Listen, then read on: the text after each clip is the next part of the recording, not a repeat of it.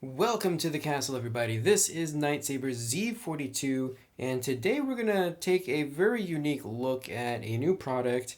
And I say this is unique because I've actually never seen anything like this before. This is Quest Calendars, and this is actually for the year 2022, which is coming up in a few days by the time of this recording, by Thomas Bedrin of Sundial Games, I believe. Yes. So I backed this on Kickstarter a while ago, and I just received the product about maybe a month ago, and I'm finally getting around to the review. So part of this Kickstarter, I got two pens, a blue and a red pen, for marking stuff for the character sheets that I have right here, which I'll get into a little bit later. The actual calendar, which is got a little bit of a tutorial, some rules, and it's also got something that you're supposed to read every day of the year for 2022. It's got a nice little adventure, which is kind of, I can't really say much because I actually want to play this blind, so I actually didn't look at any of the story whatsoever. I wanted it to be kind of fresh when I actually rolled through it for the first time in 2022. But I will say that there is a tutorial at the beginning for the first couple of days or something like that to kind of get you to play or kind of get you into the mindset for playing. And I also got these really tiny dice.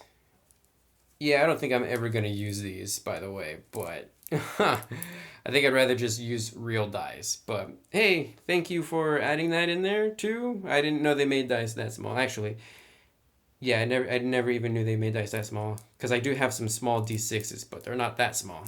And a nice little pouch. So there we go. This is actually the calendar itself. It does come with a little stand on the back so you can prop it up on your desk or whatever. I'm probably not gonna take this to my workplace because all the pictures are different and I don't want to scare any of the kids with that or anything like that.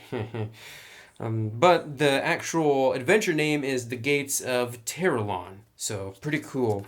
And as I said at the very beginning, you do get some rule stuff at the very beginning, like rolling dice, which you should probably already know.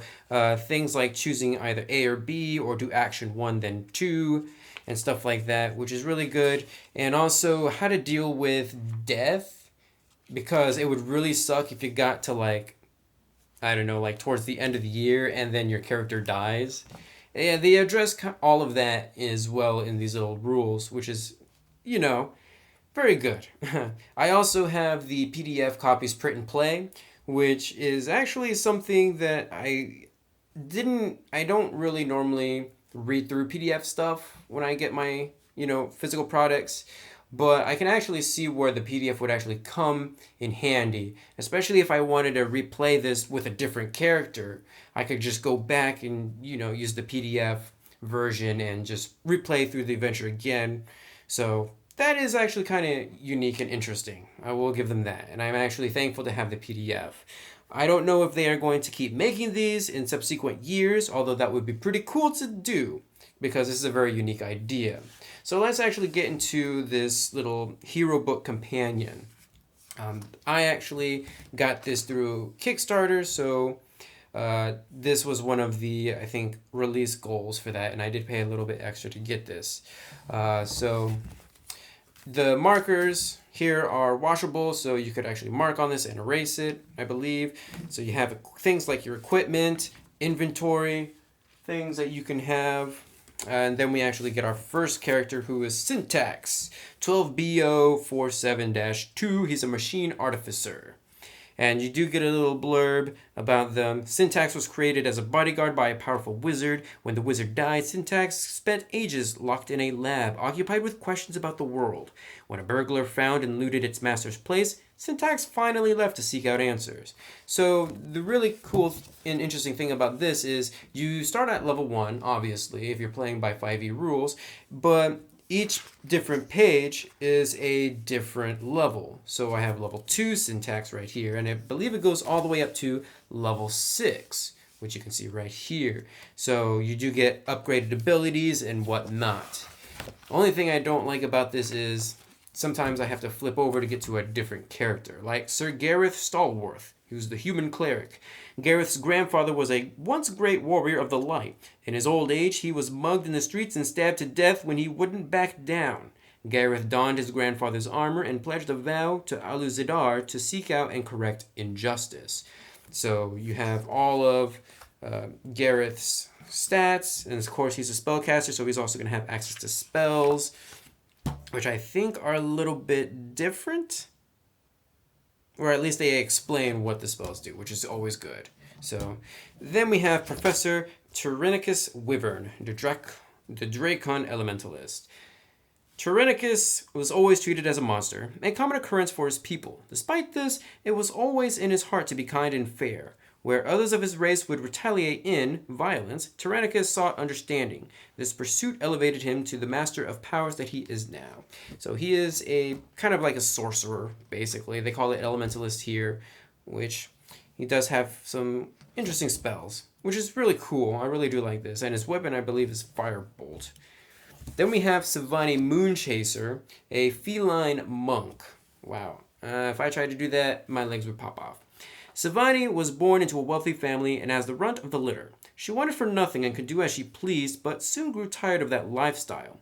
She left in search of something more satisfying, eventually finding fulfillment in the Snowline Monastery and its teachings.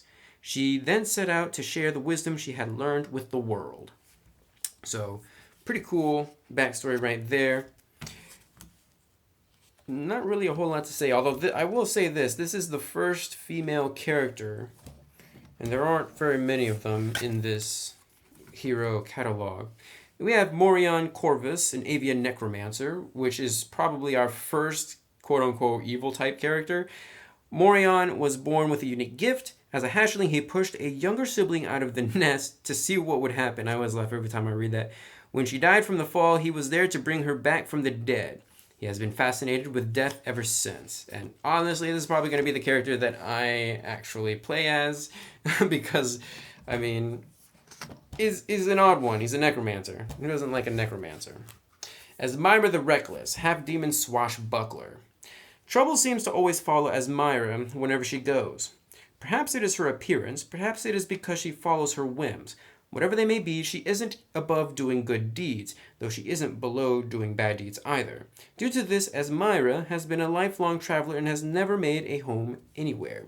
So, I guess this would be more of a neutral type character, because she can do bad things, she can do good things. It's another female character, and there you go. That is actually it. 2 female characters, and the rest are male. So, say what you will about that. You could always make your own character, and I do believe there are some rules for that here included as well, just so that you don't get overpowered and stuff like that. But, again, this is a very odd review because this isn't really a review at all. This is just a kind of looking at. So you can order this on Sundial Games, I believe, and start the adventure with everybody else. I mean, it does say Sunday 1, Sunday 2, which is in January, and that's actually going to be your little tutorial all the way up until I honestly don't know when, because I want to be spoiler free. So there you go. Thank you guys so much for watching. Feel free to leave a comment down below, give this video a huge thumbs up to support this series, and subscribe if you would like to see more. I will see you guys in the next video.